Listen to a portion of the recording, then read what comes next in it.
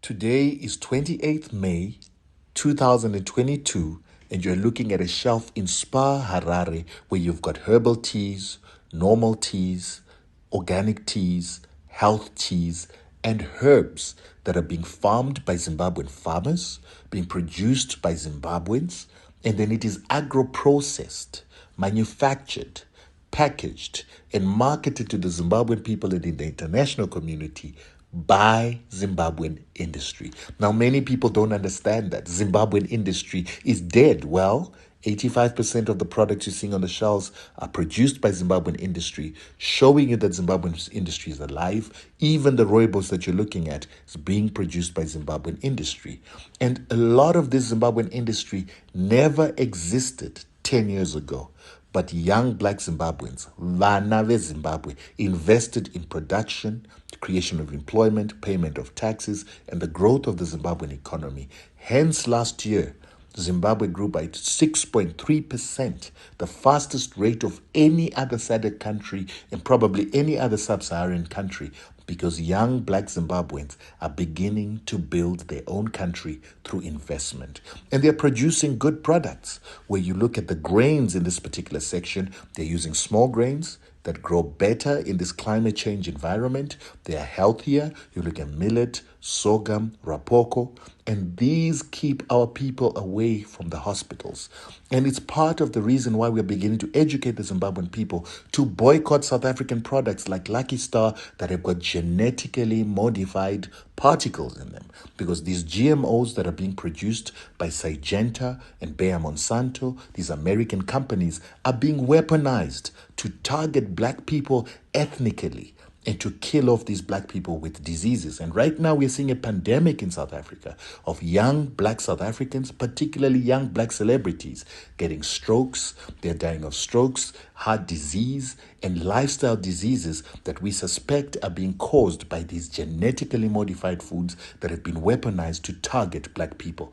Even the dairy products in South Africa are dangerous because they have these GMOs, which have got glyphosates and chemicals, and they also put growth hormones, bovine growth hormone, and steroids, which are not good for people. So we are saying to Zimbabweans and other Africans, focus on ethical producers of food like Den Dairy in Zimbabwe.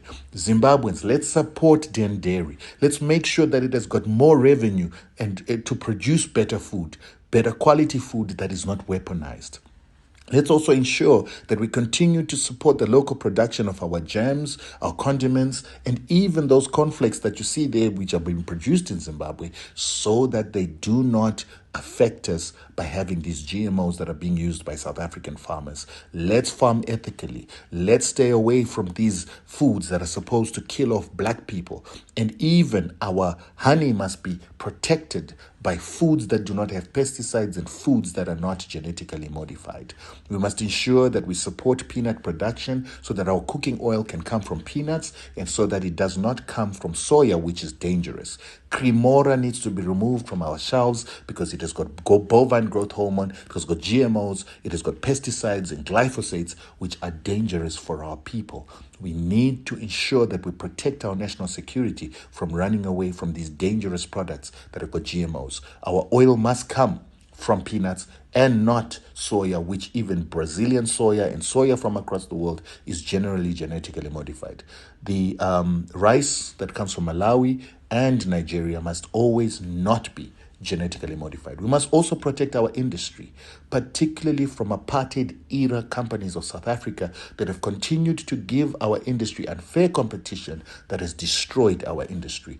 We must also begin to boycott South African products because South Africa itself is not honoring its end of the bargain of the Africa Continental Free Trade Agreement that says that there must be free movement of goods, services, and people. South Africa right now is targeting Zimbabweans. It does not want Zimbabweans to travel freely in line with the Africa Continental Free Trade Agreement. So we must begin to shut their products out of our market if they will not accept human labor, which is also a service on the African continent. We must also boycott South African products because during these sanctions, their government, Aaron Motsoaledi, and other xenophobic people in South Africa have continued to impose sanctions on the Zimbabwean people by trying to deport Zimbabweans and not allowing them to be free labor and to freely travel through the continent. These are snacks. We need to encourage the production of local snacks that are produced without GMOs. Lay's is not a Zimbabwean product. It's not a South African product, but an American product that comes with GMOs and is also a country that is imposing sanctions on Zimbabwe. So, Lay's and other GMOs from America pose a threat as biological weapons and economic weapons.